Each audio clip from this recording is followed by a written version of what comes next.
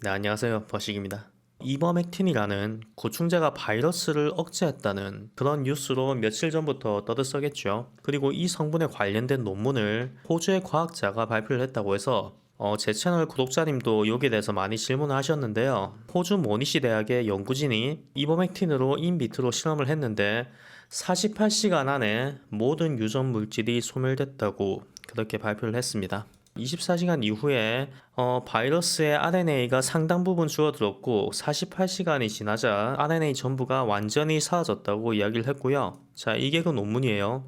이버맥틴은 FDA의 승인을 받은 안정성이 검증된 약품이라고 그렇게 이야기를 했고요. 인비트로 실험에서 이제 효능이 있었다 이런 이야기를 하고 있습니다. 여기서 중요한 부분은 인비트로예요. 자, 여기 그래프를 보시면 이게 지금 바이러스의 퍼센테이지고 날짜가 지남에 따라서 점점 사멸하는 그런 걸 볼 수 있습니다. 그리고 이버맥틴 농도에 따라서 이 바이러스가 억제되는 것을 볼 수 있는데요. 이 밑에 그림은 잘 안 보이는데 이게 우리 몸의 세포고 이버맥틴이 이런 부분을 방해한다고 이런 기전까지 설명을 했어요. 그런데 클로로킨이 미국에서 긴급 사용 승인을 받게 된 가장 결정적인 원인은 이미 클로로킨은 2월 달부터 중국 현지에서 임상시험이 진행되고 있었어요. 거기에 대한 논문도 전부 다 나와 있었기 때문에 단지 인비트로 실험에서 효과가 있었다고 미국 FDA에서 바로 승인을 해준 게 아닙니다. 인비트로 실험은 말 그대로 실험관에 있는 바이러스에 약물을 주입해서 이게 효과가 있는지 확인을 하는 그런 실험이에요. 그러니까 이 약이 실제 환자에게 투여됐을 때 몸에서 어떤 반응을 보일지, 그리고 얼마만큼의 양을 복용해야지 효과가 있는지 이런 부분에 대해서 전혀 검증이 안 됐기 때문에 지금 이 논문 하나만 보고 이 약이 효과가 있다, 이걸 써야 된다 이렇게 이야기를 할 수는 없는 거고요. 하지만 이번 이버맥틴은 구충제로 자주 사용하던 약품이었기 때문에 아무래도 거기에 많은 포커스가 잡혀 있는 것 같아요. 하지만 이 약품이 실제로 치료에 쓰이려면 정말 많은 절차와 많은 시간이 소요가 될 거예요. 그리고 한국의 질병관리본부 본부장님도 이 약품을 임상 적용하지 않겠다 이렇게 밝힌 상태입니다. 그러니까 만약에 이버맥틴의 효능을 검증하려면 논문의 출처인 호주에서 직접 임상시험을 하고 거기에 따른 논문이 발표가 되면 그때 아마 다른 나라에서 사용을 고려를 해볼 겁니다. 왜냐하면 이버맥틴이 FDA의 승인을 받았다 하더라도 이 승인이 이번 바이러스에 대한 승인이 아니기 때문에 다시 한번 검증을 받아야 될 필요가 있고요. 여기 1998년에 승인받았는데 클로로킨 같은 경우에는 1949년에 FDA의 승인을 받은 약품이에요. 거기다가 2월 달에 중국에서 실제 환자에게 임상시험과 결과 논문까지 나온 약품인데도 이렇게 현재 그 효능에 대해서 말이 많은데 이제 막 인비트로 실험을 마친 이버맥틴의 효능을 검증하려면 지금부터 임상시험을 준비해도 최소 6월 혹은 7월쯤 돼야지 어느 정도 고려를 해볼 만하다.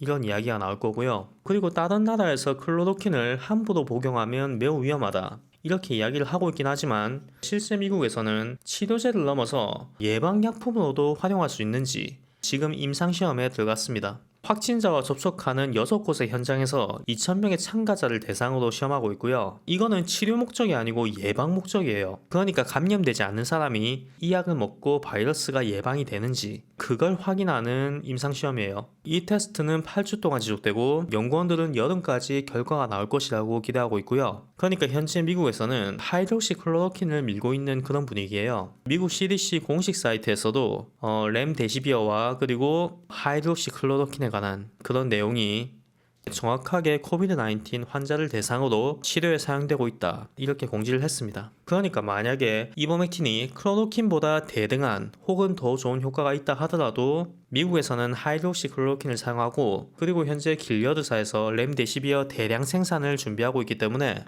중국에서 현재 임상시험이 많이 진행 중이니까 임상시험 결과가 확실하게 나온 그런 약품이 있으면 아마 리스트에 추가하겠지만 한국과 마찬가지로 미국이 이버맥틴을 사용할 확률은 아마 매우 낮을 겁니다.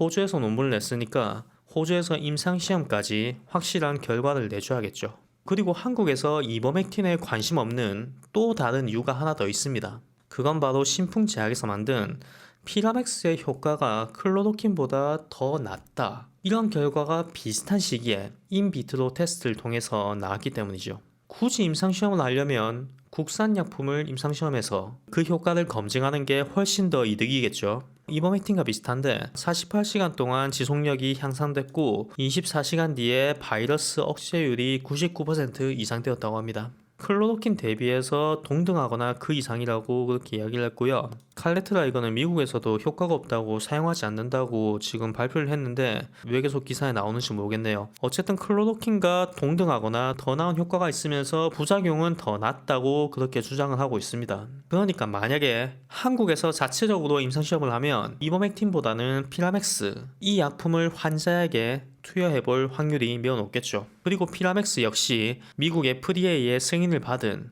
안정성이 검증된 약품이고요. 이 약을 치료에 사용해서 효과가 나오게 되면 한국에서 이 약품을 수출할 수도 있기 때문에 제 생각에는 피라맥스가 임상시험에 포함될 것 같습니다. 물론 이 사태가 장기화된다는 가정하에 말이죠. 그리고 이거는 오늘 오후 3시에 나온 기사인데요. 트럼프 대통령이 발표하기를 현재 미국 정부가 2,900만 회 분량의 하이드록시클로로킨을 비축해놨다고 그렇게 발표를 했습니다. 최근 인도에서도 이 클로로킨이 주목받게 되니까 인도 정부가 수출 금지 목록에 이 클로로킨 약품을 포함하기도 했는데요. 미국에서는 이미 엄청난 양의 클로로킨을 비축을 해놨네요. 그리고 현재 길려드의 렘데시비어가 이번 바이러스에 정말 좋은 효능을 보이고 있기 때문에 이 약품이 정식 승인되면 클로로킨에서 렘데시비어로 갈아타게 될 확률이 매우 높습니다. 왜냐하면 지금도 클로로킨을 이야기할 때 이 약의 부작용과 위험성도 항상 거론되기 때문에 확실한 대처제가 나오게 되면 클로로킨은 2순위로 밀려날 확률이 매우 높겠죠. 그리고 항상 이야기하는 거지만 신종 바이러스에서 돈이 안 되는 약품은 배척되기 마련입니다. 자, 여기 보시면 길려드가 현재 외부 파트너들을 모집해서 150만 도즈를 생산할 수 있었고 이 약으로 14만 명의 환자를 치료할 수 있다 이렇게 발표를 했습니다. 이런 뉴스가 나온다는 거는 조만간 렘데시비어가 정식적으로 판매가 될 거라는 그런 이야기입니다. 그리고 지금도 꾸준히 대량 생산 체제를 준비하고 있고요. 현재 미국에서는 길려드 사이언스의 주식이 10대 베스트 주식에 포함된다고 합니다. 그만큼 효능이 입증되었다는 거겠죠. 그리고 여러분한테 소개해드릴 뉴스가 있는데 저는 개인적으로 한국을 칭찬하는 영상을 많이 안 만들어요. 그런데 이번 뉴스는 국뽕 한 사발 들이켜도 됩니다. 정말 좋은 뉴스입니다. 한국의 메디컬 IP. 자, 이 기업은 서울대병원의 1호 스타트업 기업이에요. 전 세계 최초로 엑스레이나 CT 촬영을 한 환자의 폐 사진을 AI와 가상현실 기술로 3D 모델링을 해서 그 상태를 진단해주는 그런 프로그램을 만들었어요. 현재 개발한 지 한 달도 되지 않았는데 무려 35개 국가에서 821개의 기관에서 사용하고 있습니다. 심지어는 누구나 사용할 수 있게 이 프로그램을 공짜로 공개를 해버렸습니다. 사용법도 정말 간단한데요. 환자의 CT 사진을 프로그램에 삽입해서 버튼 하나만 누르면 이 프로그램이 그걸 분석해서 환자의 폐에 염증이 얼마나 있고 이게 중증인지 경증인지 데이터를 분석해서 보고서를 작성해주는 그런 프로그램입니다. 그러니까 진단키트가 넉넉하지 않는 나라 혹은 진단키트로 검사가 안되지만 현재 바이러스성 폐렴이 의심되는 그런 환자의 사진을 프로그램에 넣기만 하면 1분 만에 분석해서 그 결과를 보여준다는 거죠. 이 바이러스에 감염된 부위의 질량을 검사해서 이게 중증인지 경증인지 측정을 해서 결론을 내려준다고 합니다. AI를 기반으로 한 3D 프린팅 스캔 프로그램이 논문에 실린 거는 전 세계를 통틀어서 이 프로그램이 최초라고 합니다. 그러니까 의학계의 혁신인 거죠. 이번 코로나 바이러스로 인해서 전 세계에서 많은 피해를 입었지만 한국 의료진의 역량이 전 세계에서 부각될 수 있는 그런 또 하나의 계기가 된 것 같아서 저는 개인적으로 매우 기쁘고 이 프로그램을 개발하신 서울대병원 의료진들 그리고 전국에서 열심히 국민들을 위해서 노력하고 계시는 의료진분들 이분들이야말로 대한민국의 영웅이라고 그렇게 이야기를 하고 싶습니다. 감사합니다.